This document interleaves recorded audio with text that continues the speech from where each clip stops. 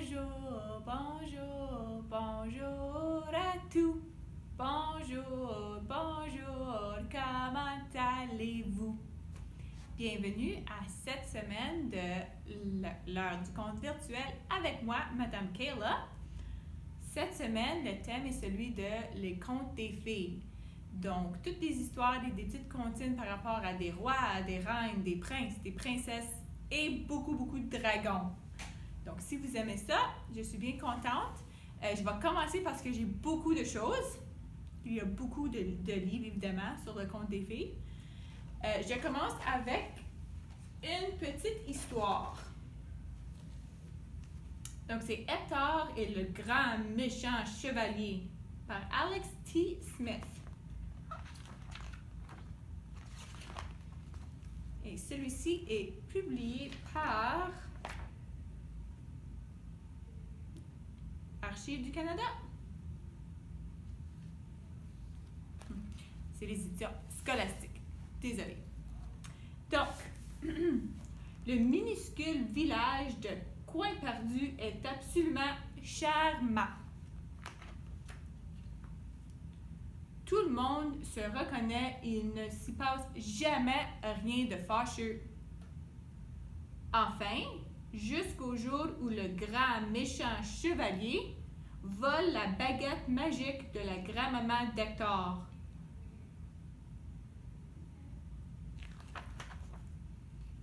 Le grand méchant chevalier s'esclave. « Ha ha!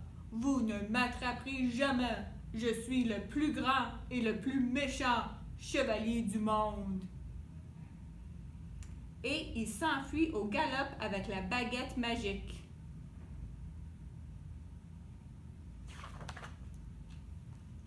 Ne t'inquiète pas, grand-maman, dit Hector. Je vais récupérer ta baguette. » Tous les villageois éclatent de rire. « Toi?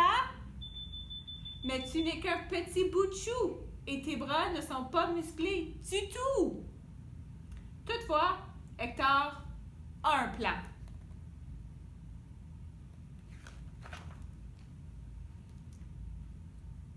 Il met quelques objets utiles dans son baluchon et part à la rescousse de la baguette magique, accompagné de son ami Normand.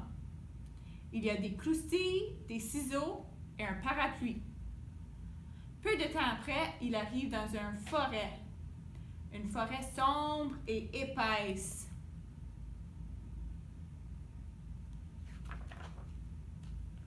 Au cœur de la forêt sombre et épaisse, le grand méchant chevalier s'arrête et agite la baguette.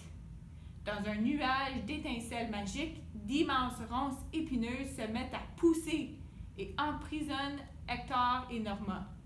« Tu ne traverseras jamais ce mur de ronces et de roux, car comme tout le monde le sait, tu n'es qu'un bout de chou. » Mais Hector a un plan.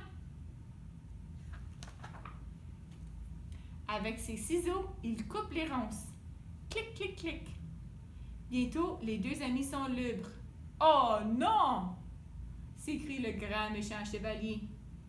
Et il franchit les douves au galop. Les douves profondes et ténébreuses.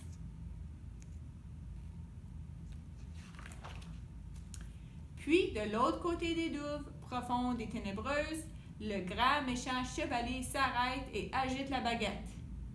Dans un nuage d'étincelles magiques, le pont Lévis disparaît. Le grand méchant chevalier glousse. « Tu auras beau essayer, tu ne pourrais jamais traverser ces douves profondes qui fourmillent de danger. »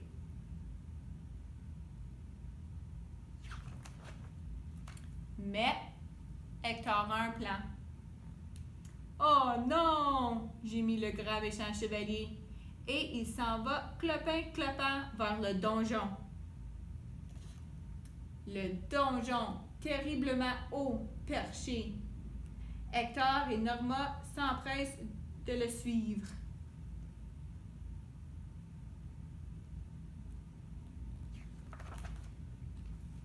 Au sommet du donjon terriblement haut perché, le grand méchant chevalier hurle. Ma foi, tu as réussi à me déjouer, mais j'ai de grands pouvoirs. Je suis un chevalier super rusé. Et tu vas voir ce que tu vas voir. Il s'arrête et agite la baguette. Dans un nuage d'étincelles magiques, son cheval se transforme en dragon, un gigantesque dragon féroce. Le grand méchant chevalier rit sottement. Dépêche-toi de te sauver, cette bête affamée ne ferait de toi qu'une bouchée.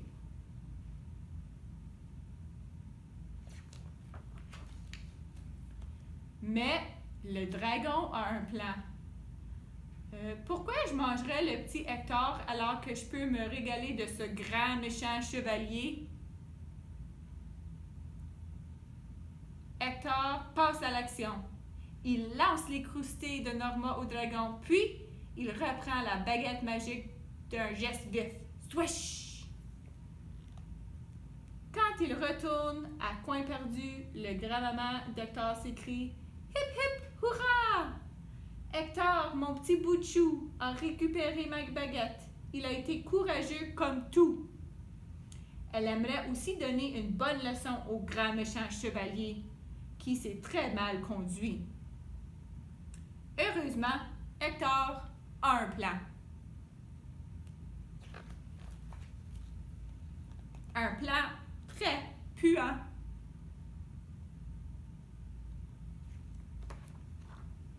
La fin.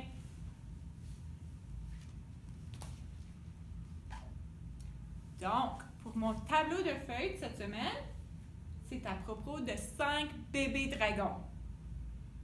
Et les 5 petits dragons sont en train d'apprendre à faire peur. Donc, ils se battent des ailes et ensuite ils soufflent des bulles.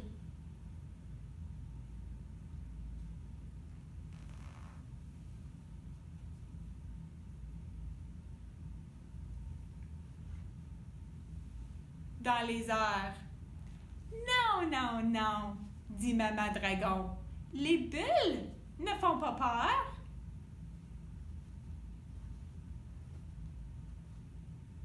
Donc, les 5 bébés dragons, en train d'apprendre à faire peur, battent les ailes et soufflent des petites flûtes dans les airs.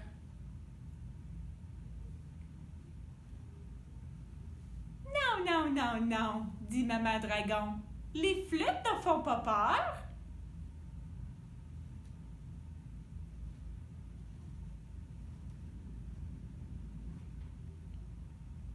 Les 5 bébés dragons, en train d'apprendre à faire peur, battent des ailes, ensuite soufflent des ballons dans les airs.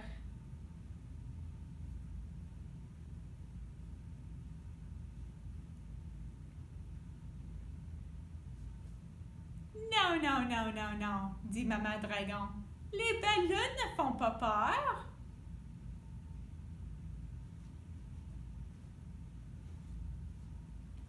Cinq bébés dragons, encore en train d'apprendre à faire peur, battent leurs ailes et soufflent des gros bisous dans les airs.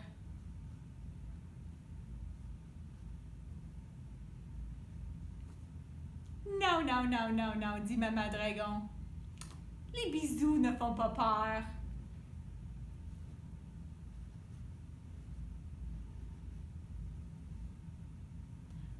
Cinq bébés dragons, en train d'apprendre à faire peur, battent les ailes et soufflent maintenant du feu dans les airs.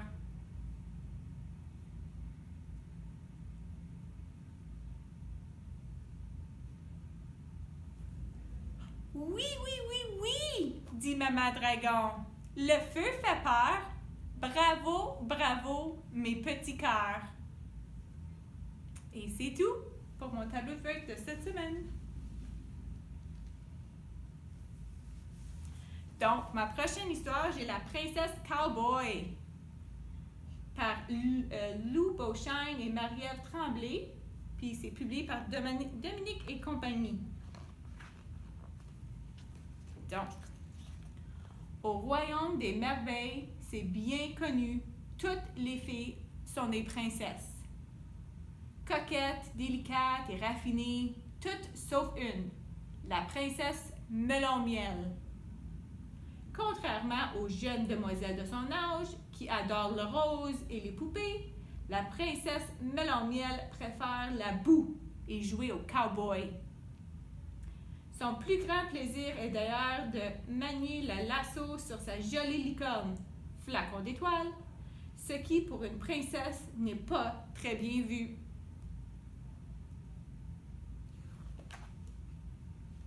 À l'école, un événement très attendu a lieu juste avant les vacances d'été, le célèbre défilé des princesses. Pour l'occasion, on décore partout et on achète des tonnes de friandises dans les magasins. C'est la cohue. Les jeunes filles se bousculent à la recherche de la plus belle robe et de l'accessoire parfait. Car toutes espèrent remporter le prestigieux prix de la plus belle princesse.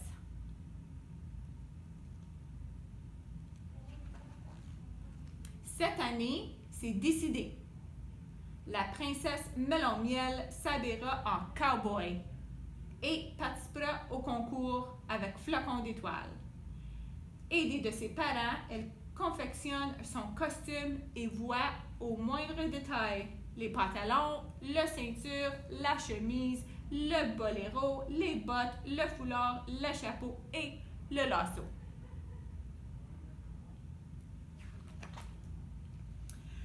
Le jour du défilé, les jeunes princesses arrivent à l'école dans des carrosses tout plus féeriques, les unes que les autres. Certaines ont des robes si imposantes qu'elles ont peine à sortir. Déjà, on dénombre 7 reines de neige, 6 cendrillons, 4 blanches-neiges et 2 belles au bois dormant. Quelques-unes ont amené leurs animaux de compagnie. Il y a un lapin, un crapaud, une pieuvre et un dragon apprivoisé.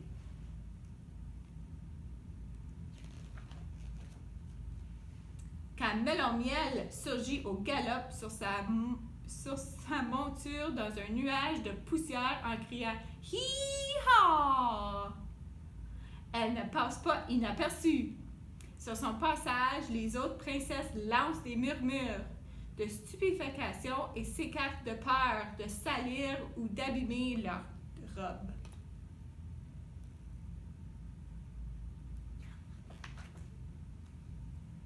Rapidement, la salle de spectacle se remplit. Parents, amis, professeurs, tous sont venus assister au célèbre défilé.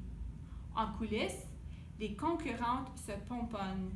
Il y a de la fébrilité dans l'air. Malgré les regards et les moqueries dont elle est l'objet, Melon-Miel ne se laisse pas impressionner. À califourchon sur sa licorne, elle se tient bien droite et fait comme si de rien n'était.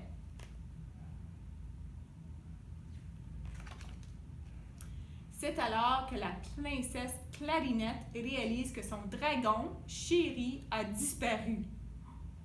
Aussitôt, elle part à sa recherche. Impossible de participer au concours sans lui. Finalement, elle le retrouve juste à temps, sous une table en train de s'empiffrer de sucreries. La princesse Clarinette n'est pas contente parce que les sucreries ne sont vraiment pas bonnes pour les dragons. Elle le ramène vite fait en coulisses en le tirant par la queue.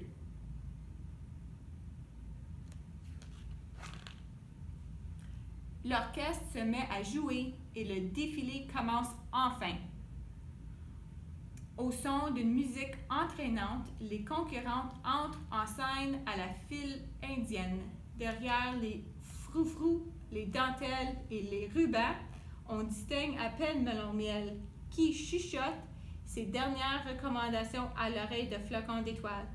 N'oublie pas de te garder la tête haute et surtout, ne fais pas caca sur scène.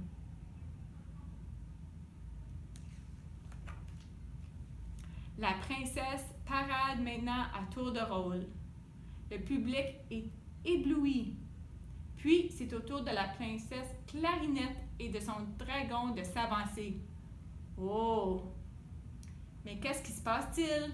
On dirait bien que le dragon a mangé trop de sucreries. De la fumée lui sort du nombril. Grrr, grrr, grrr, glou, glou, glou, fait bruyamment son estomac. La pauvre se met alors à gonfler comme un ballon. La foule retient son souffle. Soudain, un énorme bruit retentit. Est-ce un feu d'artifice? Une explosion? Non, c'est un pet de dragon. Si puissant que la pauvre bête est projetée dans les airs. La princesse Clarinette, dans une tentative désespérée pour le retenir, agrippe une de ses pattes. Mais voilà qu'ils s'envolent tous les deux. Dans la salle et sur la scène, c'est la panique. Seul Melon Miel et sa licorne gardent leur sang-froid. Elle se faufile devant la scène, les spectateurs sont bouche bée. Allez hop! En l'espace d'une pirouette, Melon Miel se retrouve debout sur Flocon d'Étoile. Elle saisit son lasso, le fait tournoyer et dessus de sa tête et zoup! Elle attrape le dragon. Puis elle ramène tout doucement nos drôles d'oiseaux sur la terre ferme. Quel spectacle! Dans un élan de joie, les spectateurs se mettent à applaudir. Bravo, bravo, bravo, bravo!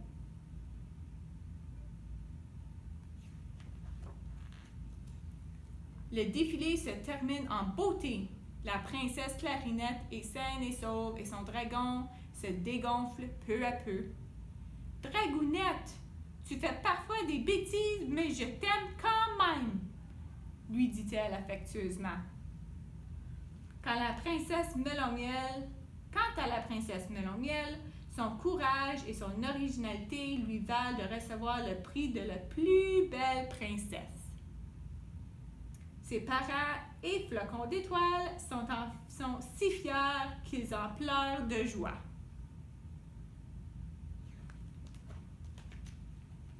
Depuis ce jour, au royaume des merveilles, il n'est pas rare de croiser des princesses pirates, des princesses astronautes, des princesses clowns.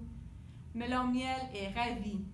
Elle peut désormais jouer au cow-boy et porter un pantalon, sans que ça fasse toute une histoire. Et, avouons-le, le pantalon, c'est bien plus pratique quand on veut monter un dragon. La fin. Donc, j'ai juste une petite chanson aujourd'hui parce qu'elle est plus longue. C'est une chanson de mon enfance. Donc, je me souviens, je l'avais chantée à l'école élémentaire. Donc, et c'est Le Petit Prince. Donc, lundi matin, le roi, la reine et le petit prince sont venus chez moi pour me donner la pince. Mais puisque j'étais pas là, le petit prince a dit: puisque c'est comme ça, nous reviendrons mardi. Mardi matin, le roi, la reine et le petit prince sont venus chez moi pour me donner une pince. Mais puisque j'étais pas là, le petit prince a dit: puisque c'est comme ça, nous reviendrons mercredi. Mercredi matin, le roi, la reine et le petit prince sont venus chez moi pour me donner une pince, mais puis j'étais pas là. Le petit prince a dit: puisque c'est comme ça, nous reviendrons jeudi. Jeudi matin, le roi, la reine et le petit prince sont venus chez moi pour me donner une pince, mais puis j'étais pas là. Le petit prince a dit: Puisque c'est comme ça, nous reviendrons vendredi. Vendredi matin, le roi, la reine et le petit prince sont venus chez moi pour me donner une pince, mais que j'étais pas là. Le petit prince a dit, puisque c'est comme ça, nous reviendrons samedi. Samedi matin, le roi, la reine et le petit prince sont venus chez moi pour me donner une pince, mais que j'étais pas là. Le petit prince a dit, puisque c'est comme ça, nous reviendrons dimanche. Dimanche matin, le roi, la reine et le petit prince sont venus chez moi pour me donner une pince, mais que j'étais pas là. Le petit prince a dit, puisque c'est comme ça, nous ne reviendrons pas. Et ça, c'est ma petite chanson du Petit Prince. Ou, avant j'oublie, notre bricolage pour cette semaine était des couronnes en papier de construction. Là, sont un peu maganés parce que mes garçons les ont portés toute la fin de semaine.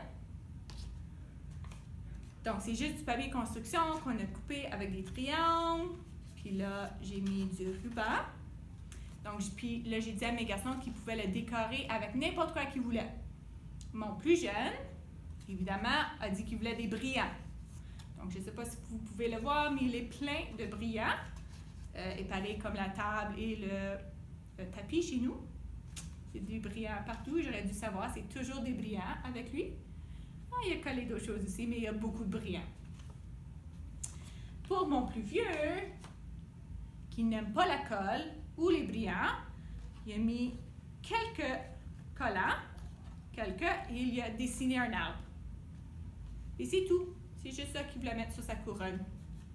Puis, comme je dis, ils en ont beaucoup profité. Ils l'ont porté dehors, en dedans. Ça les a gardés occupés cette fin de semaine. Et c'est ça. Donc, mon dernier livre pour aujourd'hui, c'est « Il n'y a pas de dragon dans cette histoire » par Lou Carter et Deborah Allwright et publié aussi par les éditions Scolastiques. Donc, on va voir. Il n'y a pas de dragon dans cette histoire.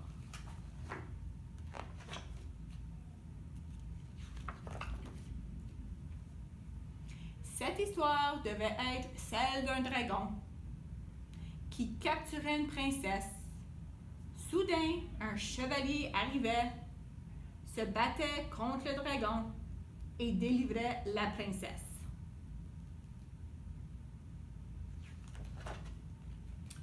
Toutefois, je ne peux pas vous raconter cette histoire parce que le dragon est parti.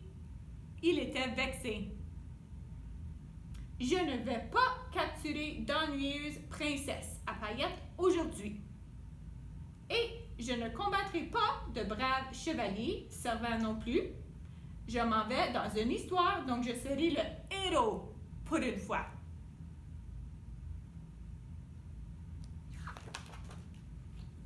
D'abord, le dragon aperçoit un petit bonhomme de pain d'épices. Bonjour! Est-ce que je peux être dans ton histoire? Je pourrais te sauver du renard? Non. Ça ne se passe pas comme ça, répond le bonhomme de pain d'épices. Il n'y a pas de dragon dans cette histoire. Le dragon grimpe sur une colline. Il rencontre un cochon qui construit une maison en bois. Bonjour! Est-ce que je peux être dans ton histoire?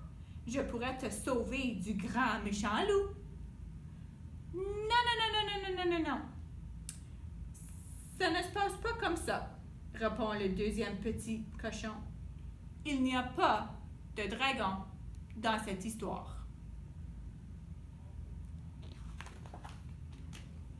Alors, le dragon prend le chemin de la ville. En route, il rencontre Boucle d'Or. Non. Hansel et Gretel? Non. Le petit chaperon rouge? Non. Mais personne ne veut du dragon dans son histoire.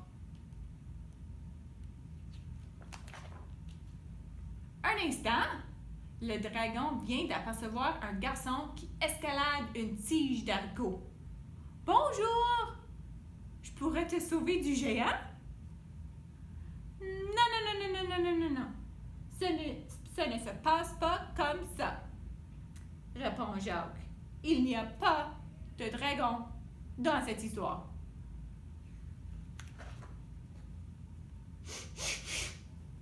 Ça sent la chair fraîche de dragon, gronde le géant. Gloup! À l'aide! J'ai changé d'idée! Je ne veux pas être dans cette histoire!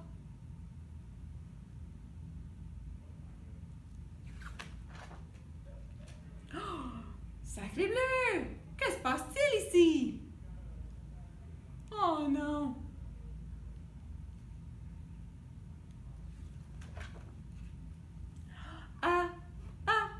Achou!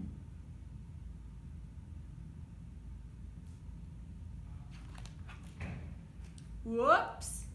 Le géant a éteint le soleil.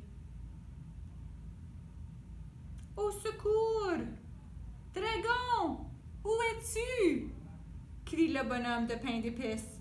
Nous avons besoin d'un héros!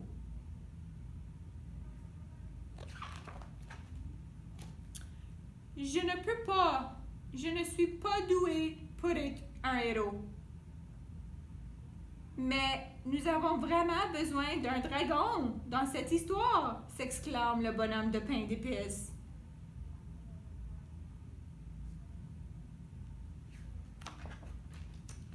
Je ne peux pas. À moins que... Peut-être que... Oui!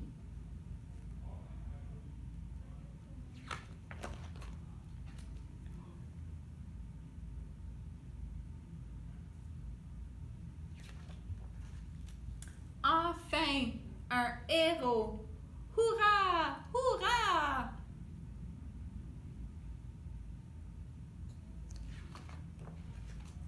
Voici donc l'histoire d'un dragon courageux qui fait éternuer le géant et le soleil s'éteint, mais le dragon rallume et devient un héros.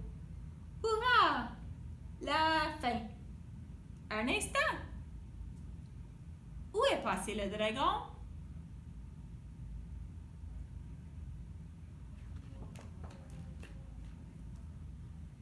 La vraie fin.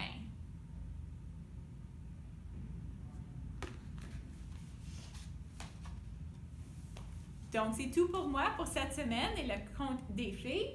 Je vais vous revoir la semaine prochaine avec un nouveau thème. Bye tout le monde!